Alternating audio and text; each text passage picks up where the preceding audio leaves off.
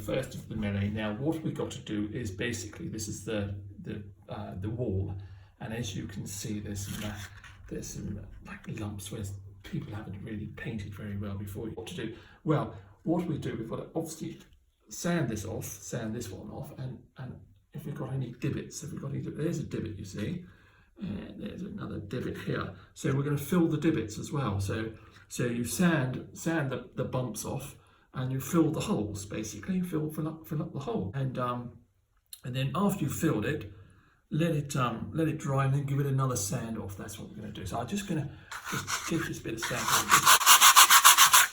Give that a sand off. You see, how about that? Magic.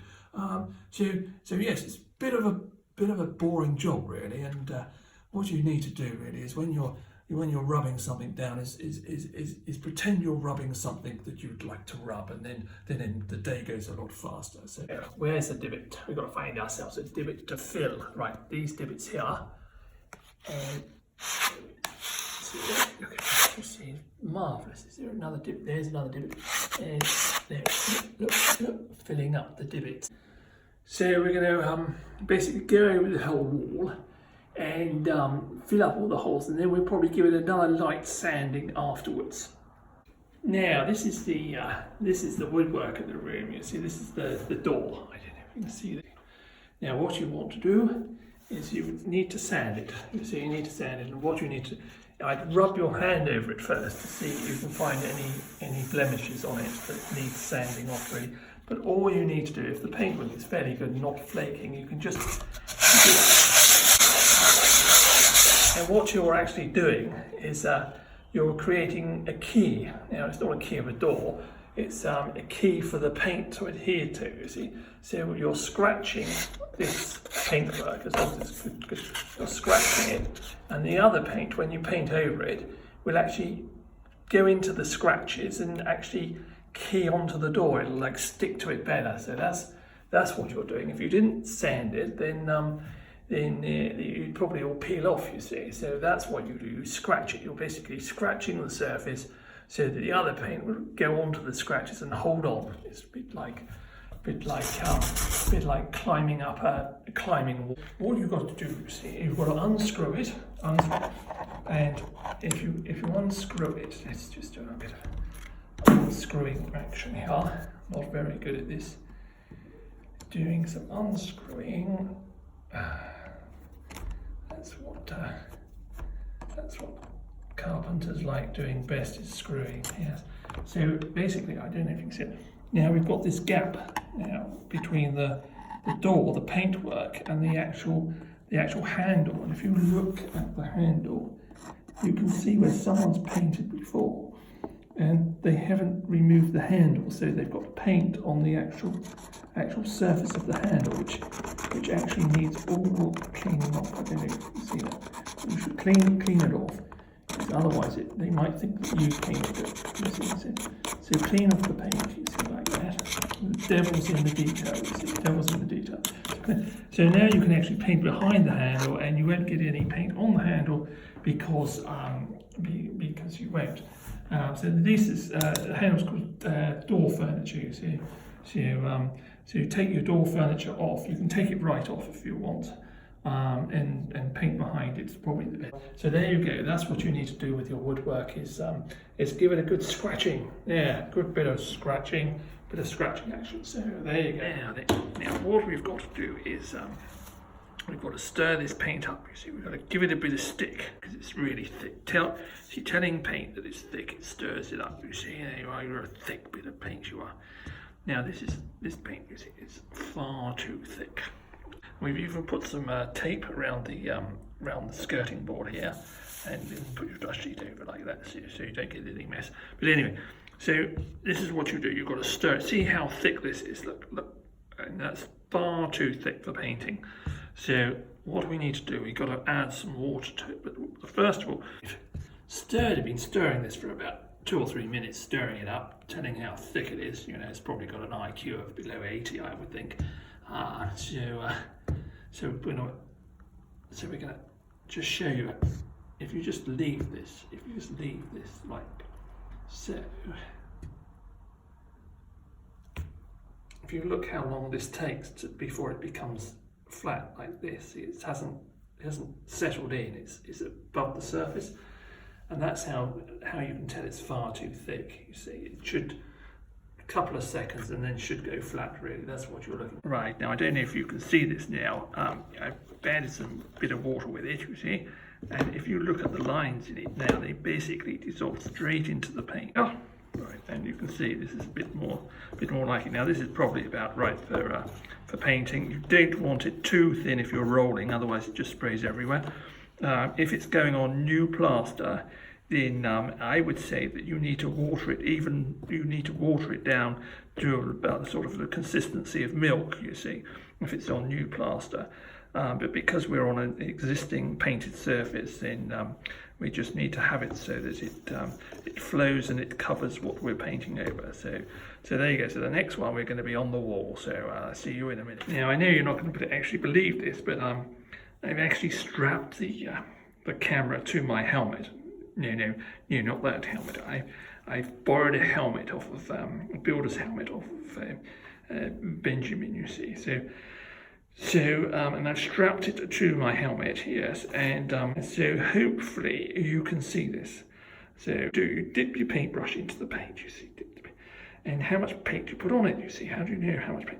So what you do, you tap your paintbrush on the side of the container like that, and there you have the right amount of paint, so that it doesn't all drip down your arm and everything. So that's what you do there, right? Okay.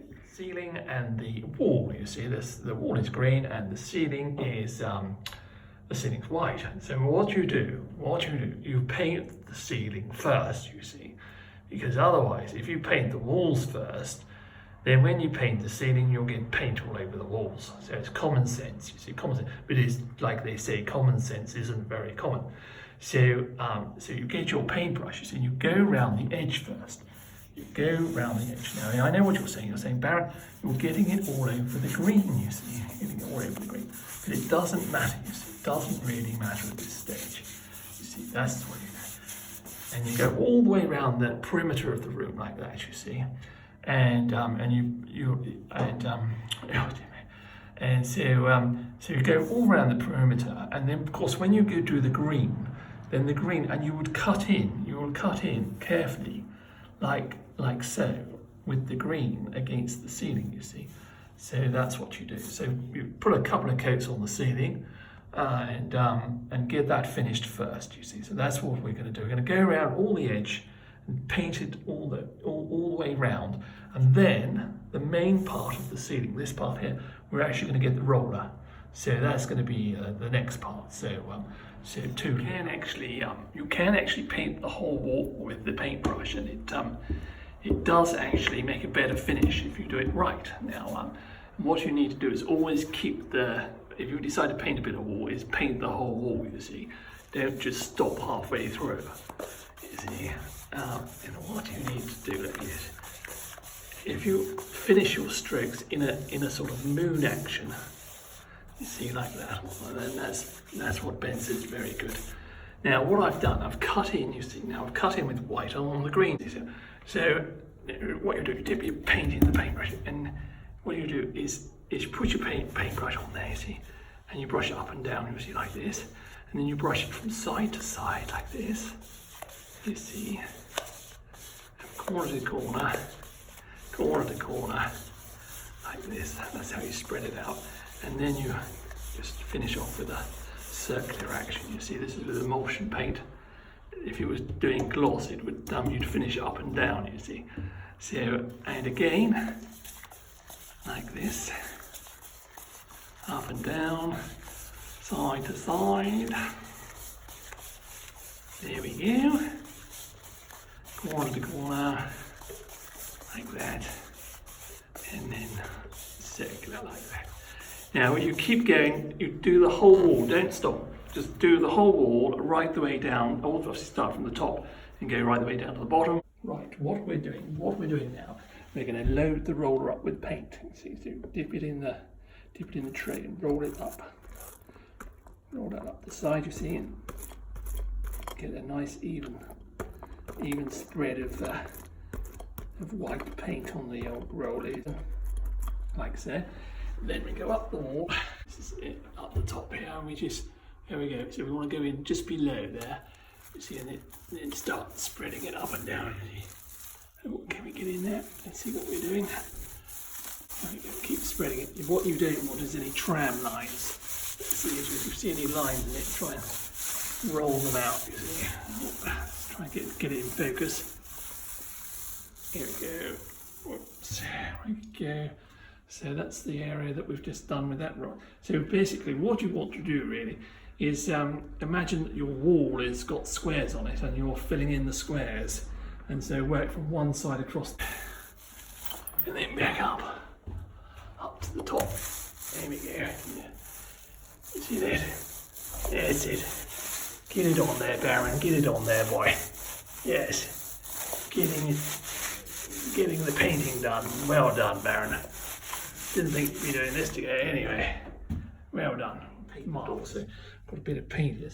Dip your brush sheet, you see. Dip your brush sheet. And then how do you know that we've got enough on there? Well, you tap it on the side, turn it around, give it another tap, you see, there you go.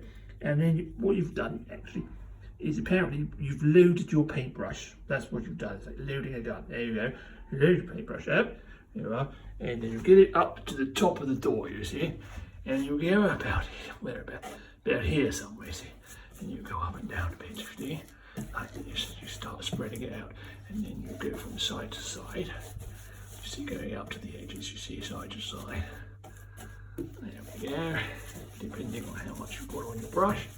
You see, nice bit of square, up and down. Here we go, side to side, like so. And then finishes it off in an up and down motion, like so. You see, like so. Now, what you've got now is roughly a sort of a square shape, not very square. It's a bit difficult trying to video yourself and paint a door at the same time. I mean, yeah, it's a bit difficult. So what you do, you paint a bit of a square, and then you've got to do another square, like I said, and another square here. You see. So what you've got is you've got a wet edge here. See, and you've got a wet edge here.